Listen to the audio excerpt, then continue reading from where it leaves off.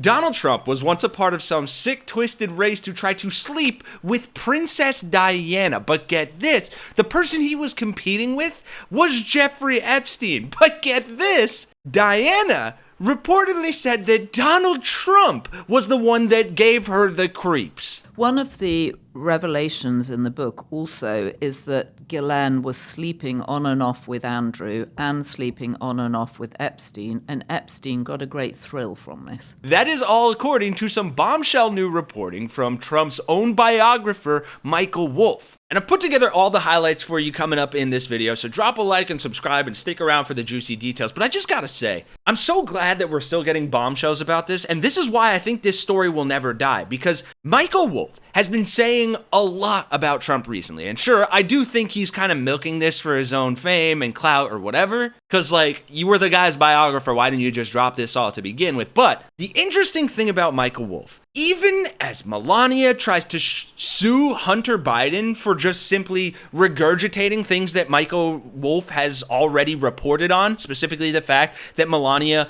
met Trump on Epstein's private jet, and given how famously litigious Donald Trump has been trying to sue everyone for anything recently. Why is my dick so small? But that's the size it is in the photo. Get this guy out of here! I'm gonna sue you! I'm gonna sue both of you!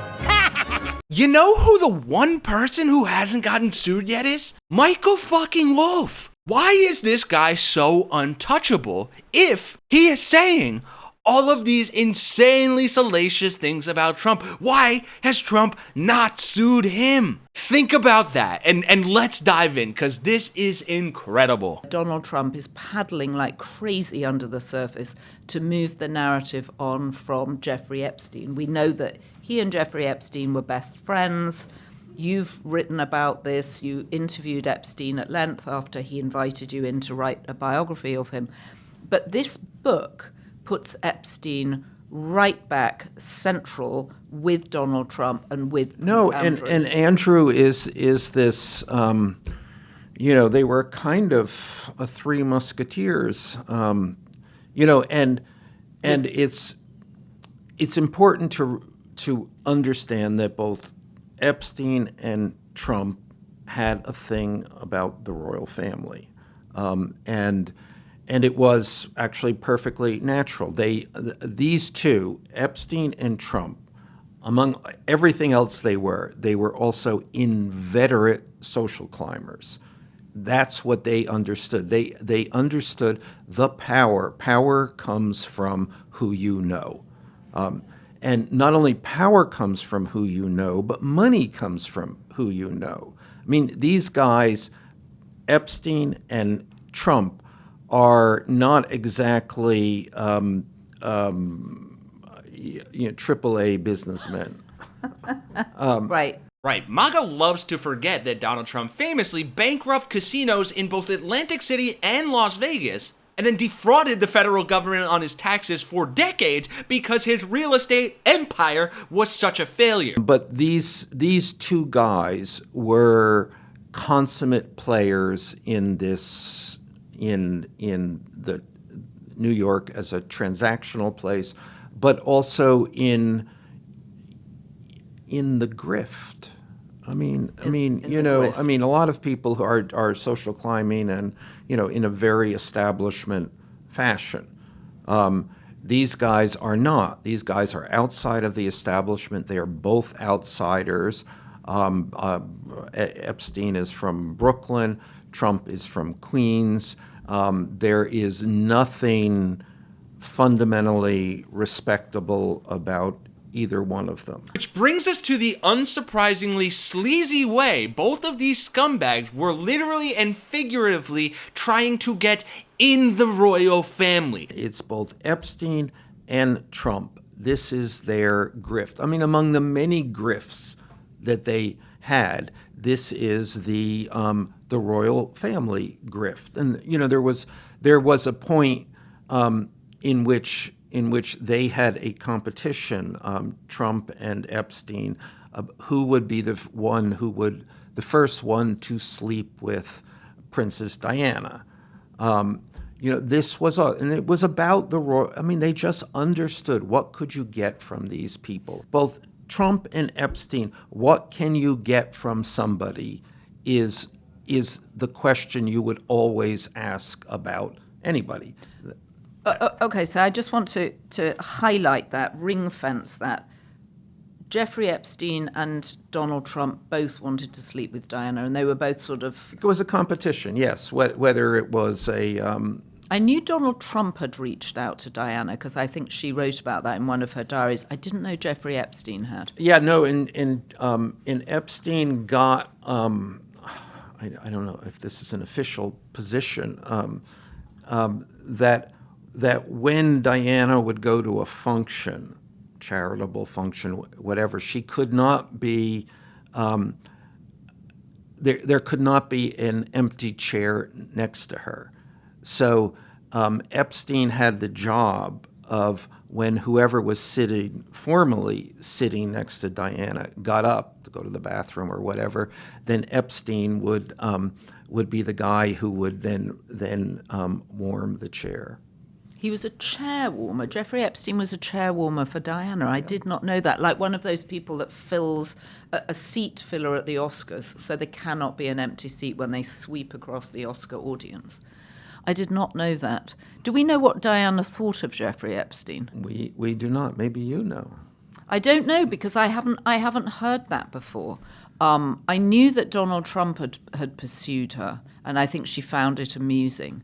And he sent her flowers. I know he sent her a lot of flowers. No, I mean this was part of this. The royal family amused them, or amused them that they had access. They had broken this the code there, and they had broken the code. Also, Ghislaine is the important connection here. How did they initially get to the royal family? Through Ghislaine Maxwell, who was deeply connected throughout British society. One of the revelations in the book also is that Ghislaine was sleeping on and off with Andrew and sleeping on and off with Epstein, and Epstein got a great thrill from this. Yeah, I mean, I can't. I never had that conversation with Epstein, but I did have the conversation about the girlfriend that he did share with Trump, and that clearly amused him, and it seemed to amuse Trump also, that they at the same time, and this is 92, 93, they shared a girlfriend together. I mean, openly. And without apparent friction. So let's bring this back to Donald Trump, which is why we're interested in this. Yeah, and I think it brings it back, the Donald Trump of it all. And I think it's important to realize the life he lived, who this guy is. He has really spent a lot of time editing that life out. I mean, he somehow has managed to become an icon of the evangelical set, while for so long living a life absolutely antithetical to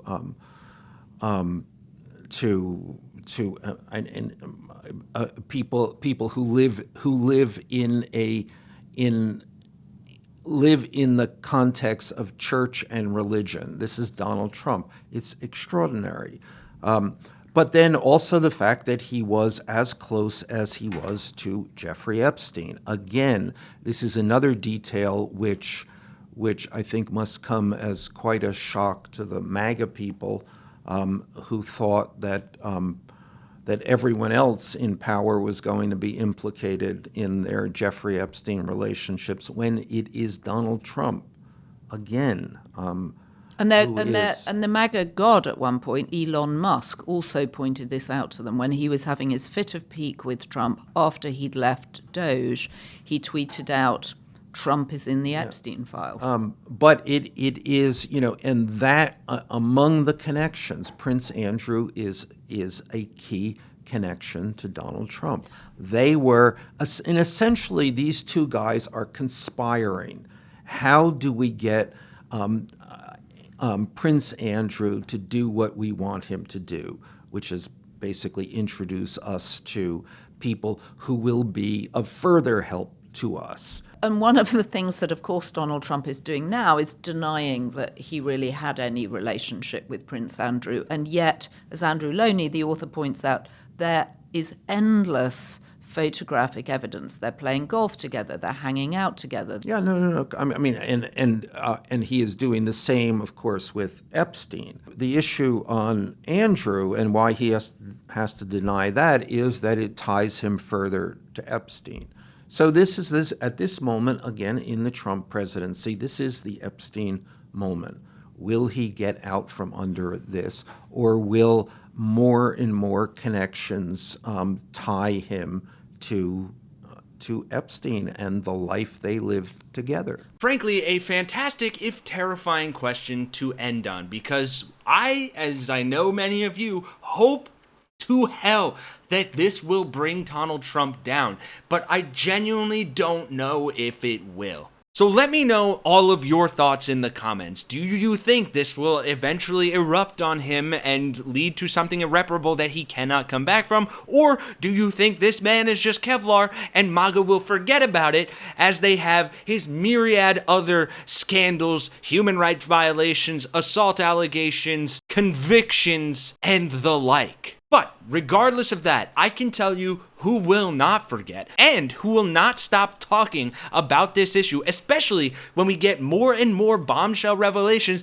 that tie them closer and closer together. And that is us here at Really American. And if that is something you want to get behind and support and join our resistance, then drop a like, subscribe. We're on our way to 1 million strong. We're going to hit that 3.5% rule that says if 3.5% of a population protests peacefully, we can change things. I'm sorry to say that right now, we can't really rely on Democrats. What have they done for you lately, except for maybe Gavin Newsom? And frankly, we might not be able to rely on elections. But even with that potentially dark future, I can say from the bottom of my heart that I would rather have each one of you watching right now on my side backing me up than Chuck Schumer or Hakeem Jeffries at this point. We are the people. We will rise up, we will fight back, and for our viewers overseas, we will avenge Princess Diana for having to deal with the dearth of humanity that is Donald Trump and his BFF Jeffrey Epstein. For Really American, I'm Kenny Hesse. I will see you all in the next one.